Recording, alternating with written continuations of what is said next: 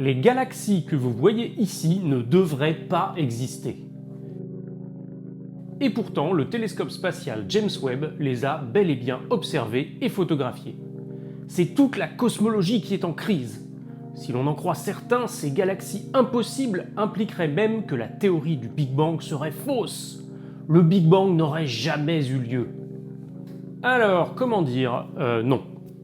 Ok, c'est vrai, le télescope James Webb semble avoir détecté des galaxies qu'on n'attendait pas, qui sont à la fois très lointaines et assez massives, et on ne pensait pas que c'était possible. De là à remettre en question le Big Bang comme on l'a lu ou entendu parfois, il y a encore du chemin. Aujourd'hui, on va donc essayer de comprendre ce qu'a vraiment observé ce télescope, pourquoi c'est surprenant, à quel point c'est solide, et en quoi cela pourrait modifier notre compréhension actuelle de l'histoire de l'univers.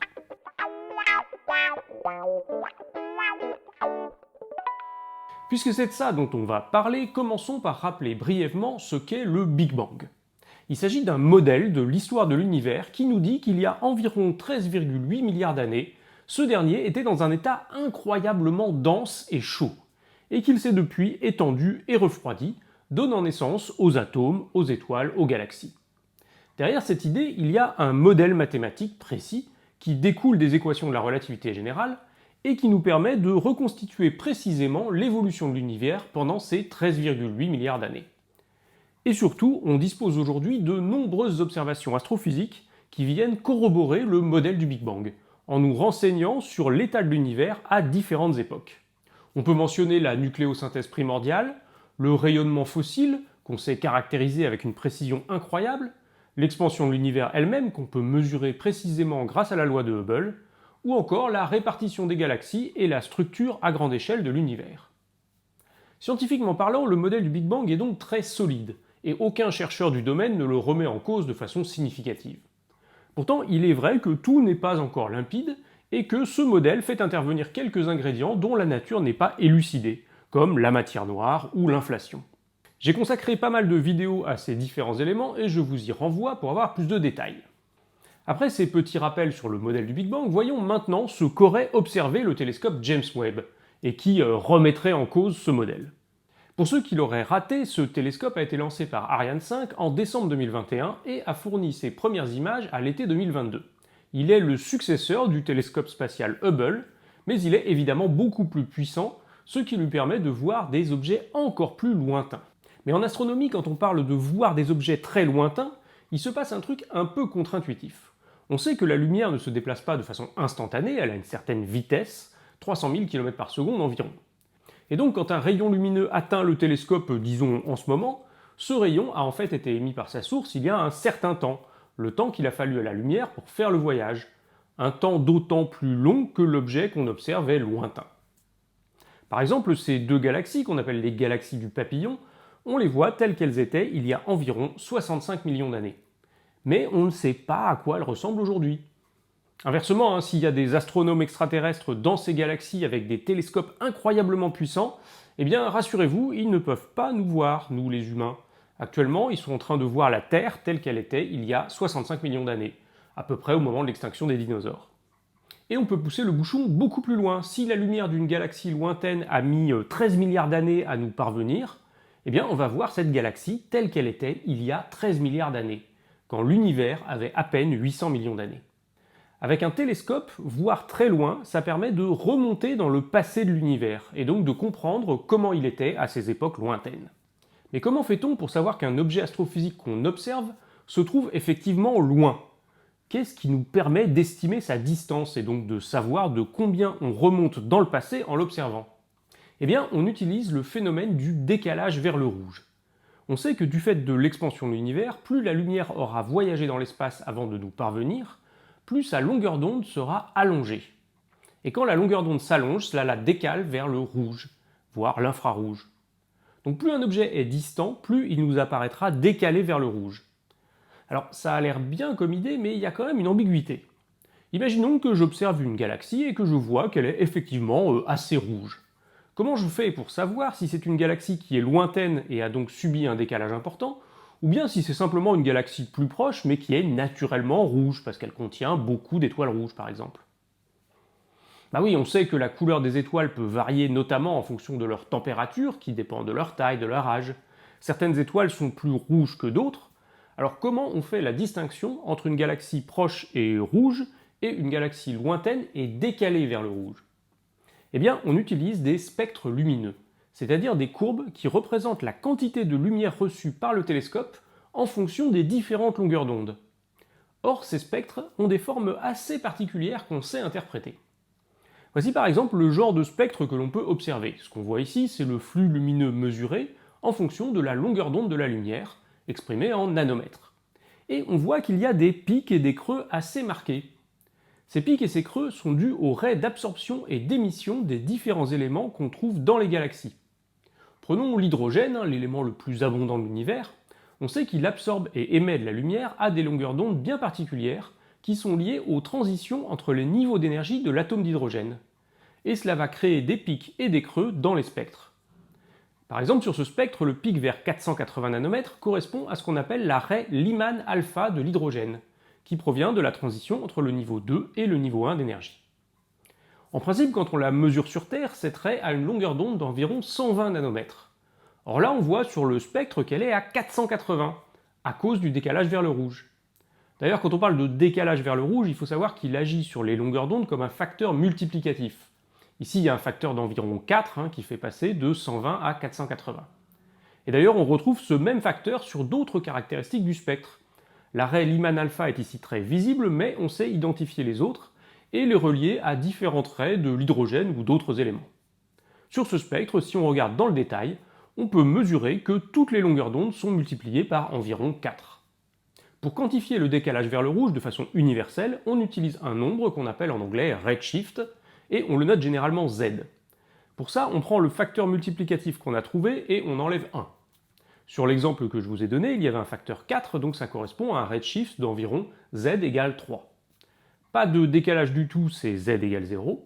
Et plus Z augmente, plus le décalage est important, et donc plus l'objet qu'on observe est éloigné. Ce qui veut dire que la lumière que l'on reçoit a été émise il y a d'autant plus longtemps. Voilà pourquoi chaque fois qu'on observe un objet astrophysique lointain, on donne toujours en général son redshift, son Z. Ça nous renseigne à la fois sur le décalage de longueur d'onde, sur sa distance, mais aussi sur son âge. Car grâce à ce qu'on sait de l'expansion de l'univers, on peut relier la valeur du redshift à l'âge de l'univers au moment où la lumière a été émise. Voici la courbe qui donne le lien entre les deux. La courbe commence à 13,8 milliards d'années pour Z égale 0.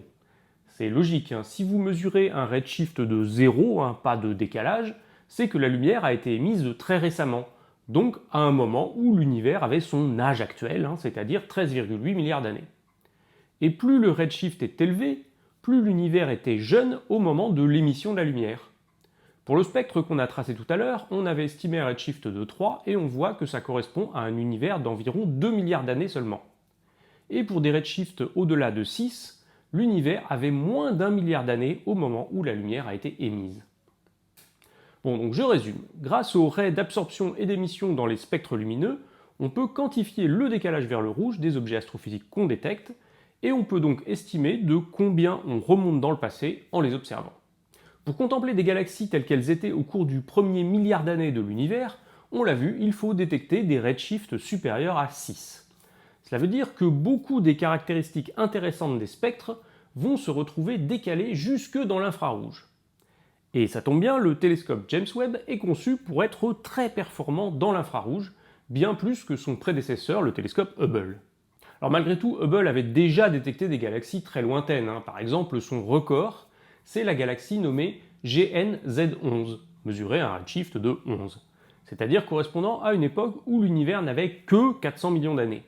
Une galaxie très primordiale, très jeune donc.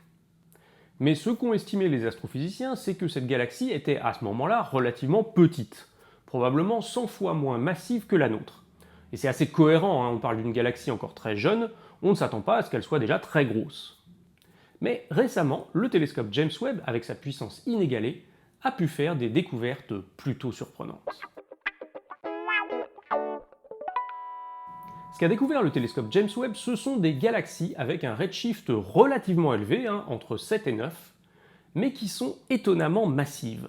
Vous voyez ici les images de ces galaxies avec cette fois les données associées. le redshift et la masse. Alors premier point, puisque les redshifts sont très élevés, les longueurs d'onde qu'on observe sont très décalées dans l'infrarouge. Ces photos sont donc en fausse couleur, sinon on ne verrait rien. Ensuite, des redshifts de cet ordre-là, entre 7 et 9, ça veut dire qu'on voit ces galaxies telles qu'elles étaient environ 700 millions d'années après le Big Bang, donc très tôt dans l'histoire de l'univers. Enfin, les masses estimées sont données ici en milliards de masses solaires. On utilise la masse du Soleil comme unité, et on le figure avec ce petit symbole, un point dans un cercle.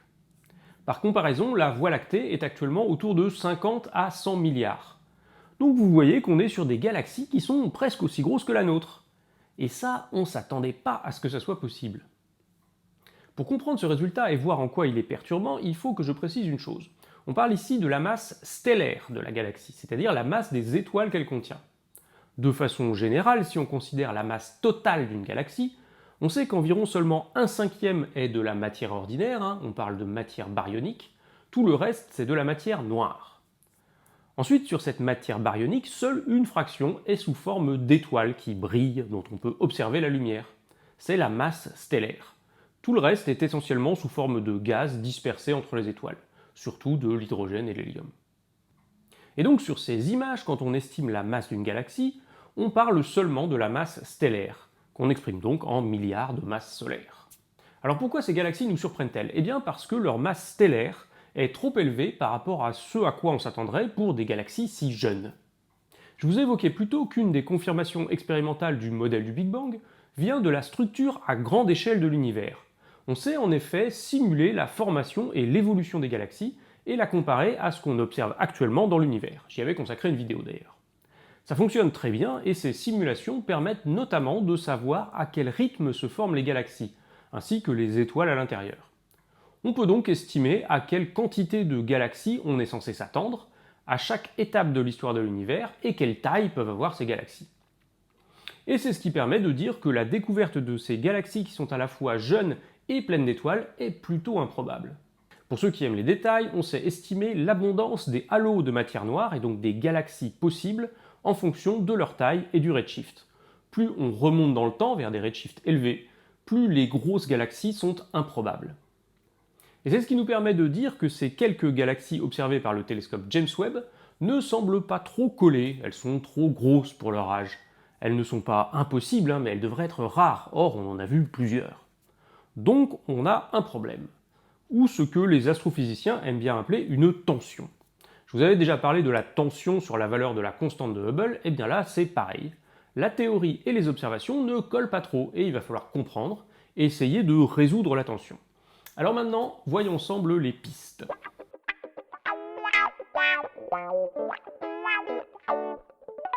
Quand on a ce genre de situation, la première chose à faire avant d'échafauder des théories nouvelles, c'est de s'assurer que les mesures sont solides. Et là, c'est pas encore complètement le cas. Bon, déjà, on s'est rendu compte que le télescope James Webb marchait beaucoup mieux que prévu, et il a donc fallu refaire les calibrations, ce qui a amené à modérer un peu les résultats. Sur cette figure, on voit en rouge les redshifts et les masses stellaires estimées des galaxies, telles qu'elles ont été publiées dans l'article final dans la revue Nature en février 2023. Et ça, c'est le même diagramme dans la première version de la publication sur le web seulement en juillet 2022. On voit très nettement qu'ils ont dû revoir à la baisse leurs ambitions du fait de la recalibration. Donc déjà, l'énorme tension annoncée initialement n'est plus si grosse que ça. Ensuite, je vous ai expliqué tout à l'heure comment on pouvait estimer le redshift d'une galaxie à partir des spectres lumineux qui couvrent toute une gamme de longueurs d'onde.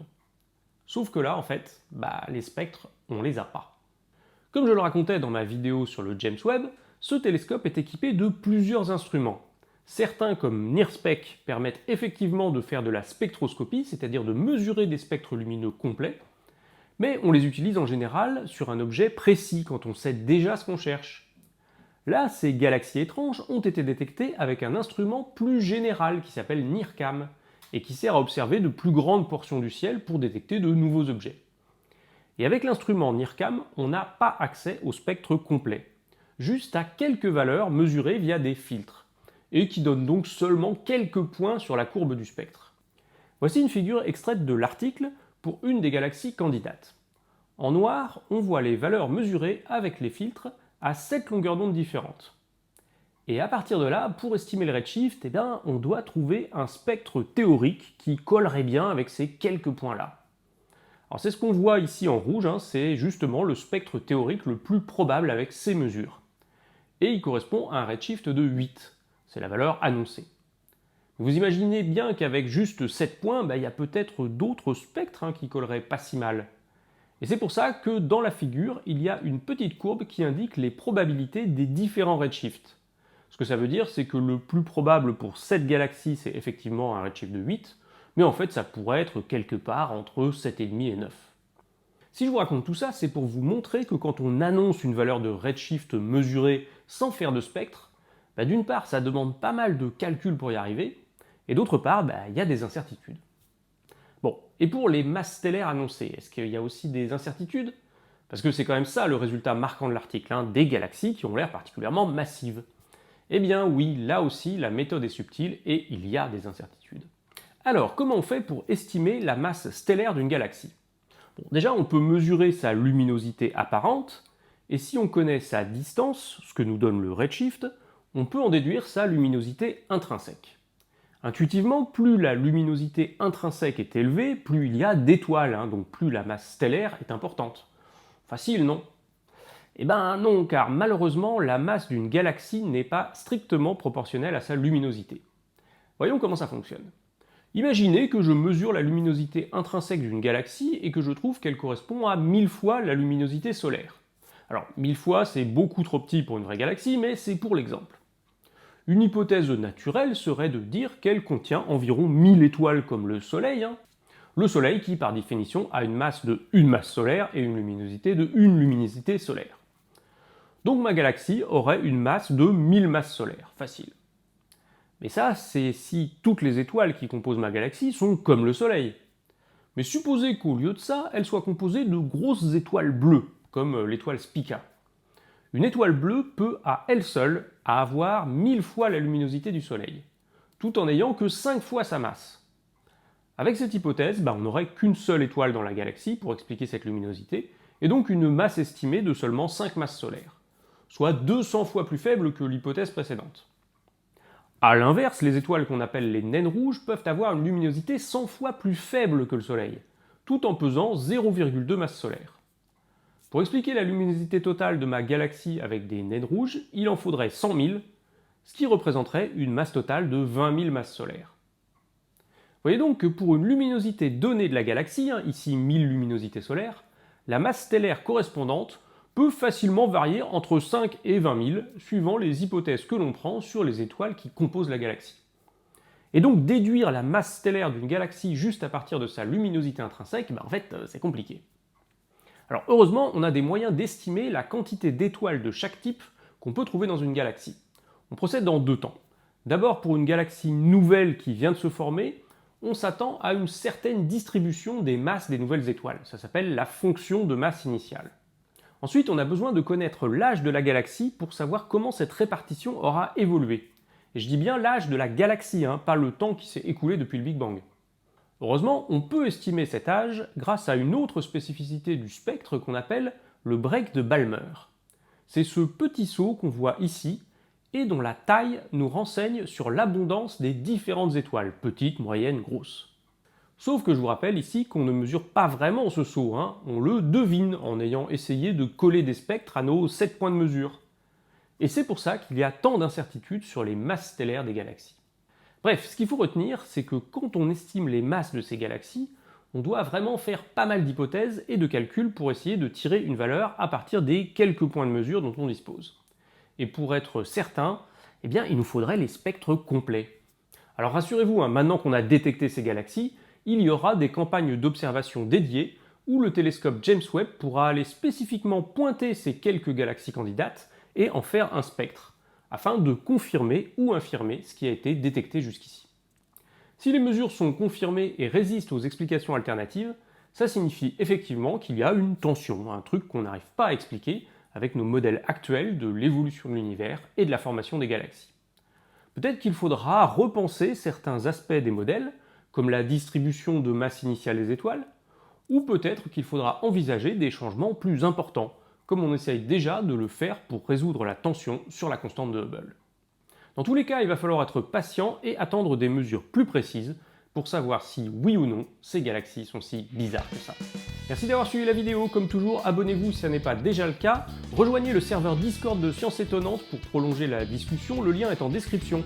Et puis moi je vous dis à très vite pour une nouvelle vidéo, à bientôt.